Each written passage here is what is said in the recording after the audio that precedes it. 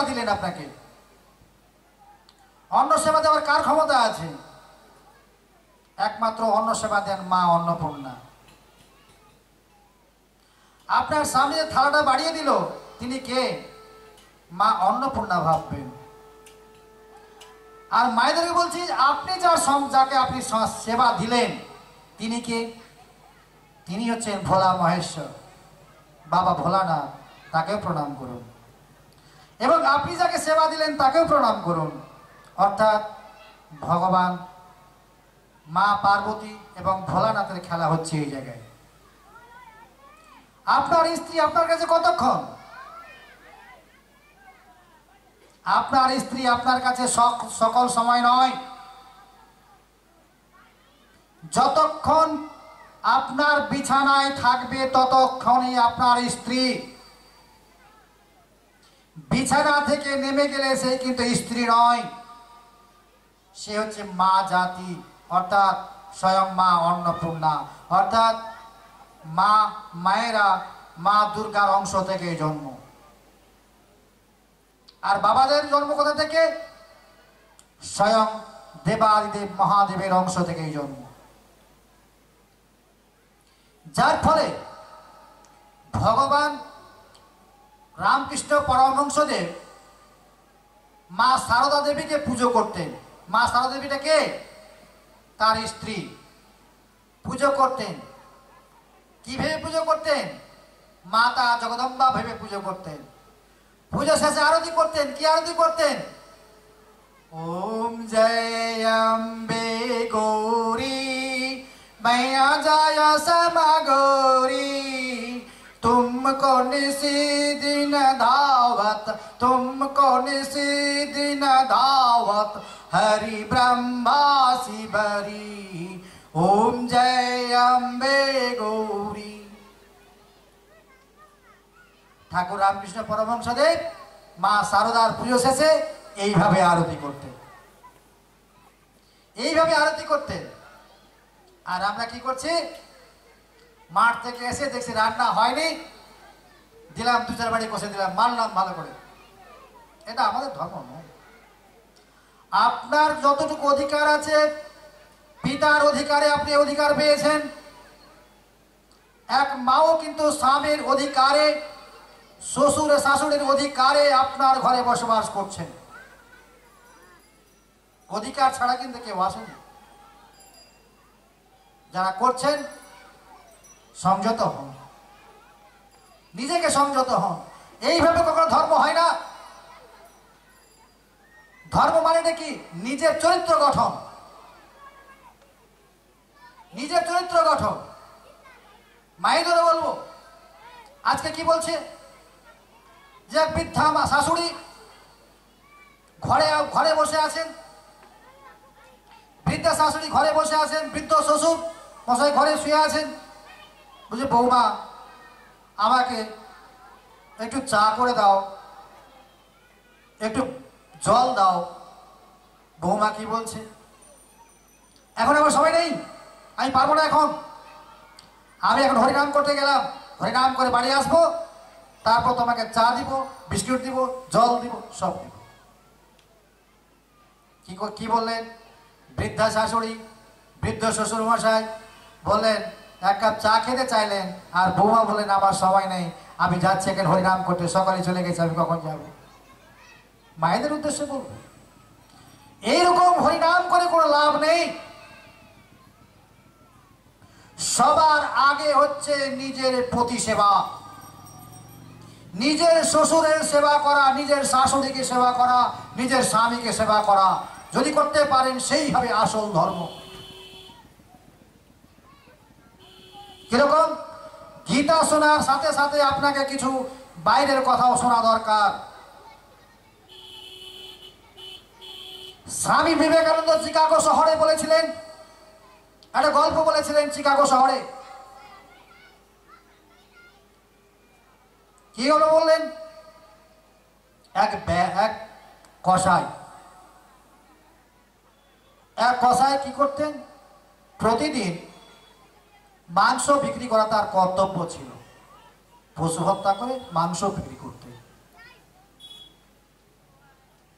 আর ওর কর্তব্য ছিল যে মাংস বিক্রি করে আসার পর মা বাবাকে সেবা করতে। একদিন বনের মধ্যে এক যোগী সন্ন্যাসী বিল্ল বৃক্ষের তলে সাধন করছিলেন, যোগ সাধনা করছিলেন। বিল্ল বৃক্ষের তলে কেন? বিল্ল বৃক্ষের তলে কেন?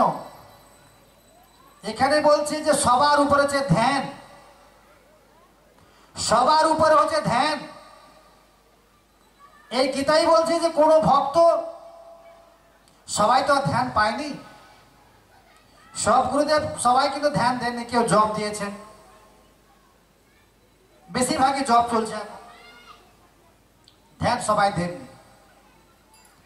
এখানে বলছে যে একজন বেল গাছের তলায় যদি কোনো ভক্ত, যদি কেউ জপ করে সাধনায় পরিণত হয়।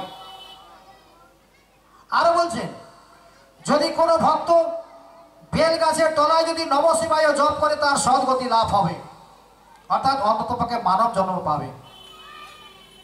সদ্গতি মানে কি? মানব জন্ম পাবে। তাহলে বেল বৃক্ষের তলায় সাধন করছিলেন।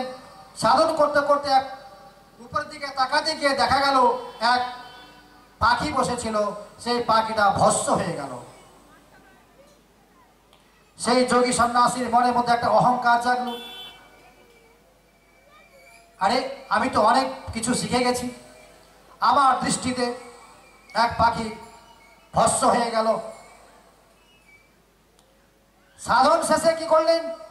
গ্রামে এসেছেন ভিক্ষে করতে, সেই কসাইয়ের বাড়িতে প্রবেশ করেছেন। ভিক্ষাং দেহি যোগ কুটির ঘরণী। সেই কসাই বললেন, মুনিবর আপনি কিছুক্ষণ অপেক্ষা করুন, আমি এখন মা বাবার সেবা করছি, মা বাবার সেবা হয়ে গেলেই আমি ভিক্ষা দেব। সেই যোগী সন্ন্যাসী বললেন, আপনি জানেন আপনি কার সঙ্গে কথা বলছেন? আপনি কার সঙ্গে কথা বলছেন আপনি জানেন? আমি কি করতে পারি? সেই কসাই মাংস বিক্রি করা মানুষ বলছে, হ্যাঁ জানি। আপনার দৃষ্টিতে এক পাখি ভস্ম হয়ে গেছিল। উনি বলেন, আরে উনি কি করে জানলেন? সেই বনের মধ্যে তো আমি একাই ছিলাম, উনি কি করে জানলেন? উনি আর ভিক্ষা নিলেন না, চলে গেলেন অন্য বাড়িতে। অন্য বাড়িতে কি আবার বলছেন, ভিক্ষাং দেহি যোগ কুটির ঘরণী। বলছেন, মা আমি যোগী সন্ন্যাসী, আমাকে ভিক্ষা দাও।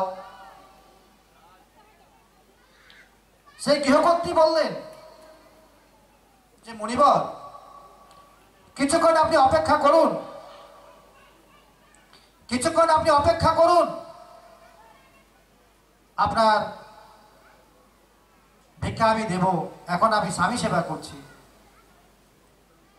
আপনি জানেন আমি কি করতে পারি? হ্যাঁ জানি। আপনার দৃষ্টিতে এ হয়ে গেছে, পাখি ভস্ম হয়ে গেছিল। আরে আমার চাইতে তো এরা বড় সন্ন্যাসী, বড় যোগী। কারণ যে সমস্ত মা স্বামী সেবা করেন, শ্বশুরকে সেবা করেন, শাশুড়িকে সেবা করেন, তারাই হচ্ছে শ্রেষ্ঠ যোগী, তারাই হচ্ছে শ্রেষ্ঠ যোগী।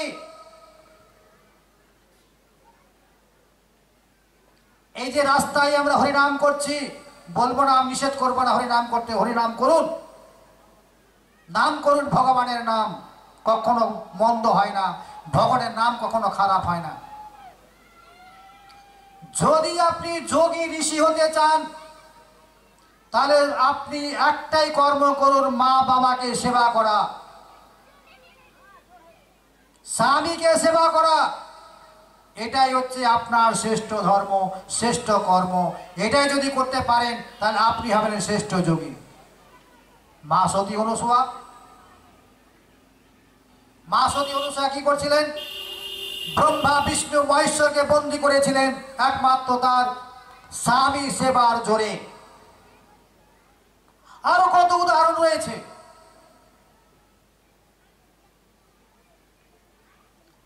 সনাতনী ধর্ম পালন করতে গেলে এগুলোই মানতে হবে।